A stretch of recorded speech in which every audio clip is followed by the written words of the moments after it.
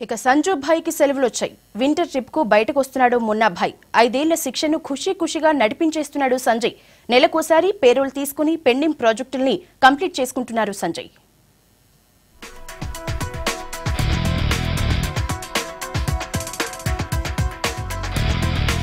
మున్నా భాయ్ మరోసారి ఇంటికెళ్తున్నారు.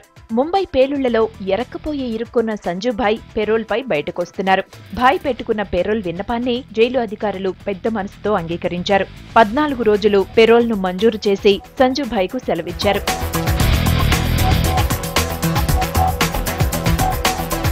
ముంబై పేలుళ్ల కేసులో జైల్లో ఉన్న బాలీవుడ్ యాక్టర్ సంజు భాయ్ పై మహారాష్ట్ర జైలు అధికారులు పెద్ద మనసు చేసుకుంటున్నారు.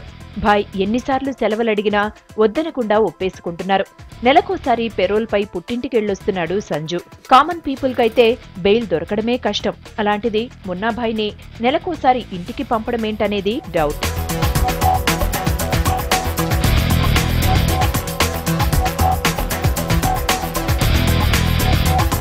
గత నెలలో 28 రోజులు పెరోల్పై విడుదలయ్యాడు సంజయ్ దత్.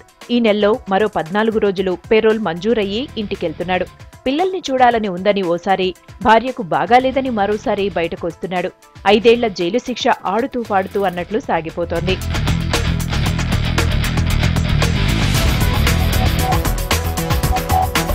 ఇక సంజు జైలు శిక్ష వల్ల ఆయన కెరీర్ కూడా ఏం లాస్ కాలేదట. పెరోల్పై బయటకొచ్చిన ప్రతిసారి ఓ పెండింగ్ ప్రాజెక్టు పూర్తి చేస్తూ పైసలు సంపాదించుకుంటున్నాడు. అలా పూర్తి చేసినదే పీకే మూవీ. భార్య అనారోగ్యంగా ఉందని వెళ్లిన మున్నా భాయ్ సినిమాల్లో ఎలా నటిస్తున్నారని అగ్గిమీద గుగ్గిలమవుతున్నారు కామన్ పీపుల్.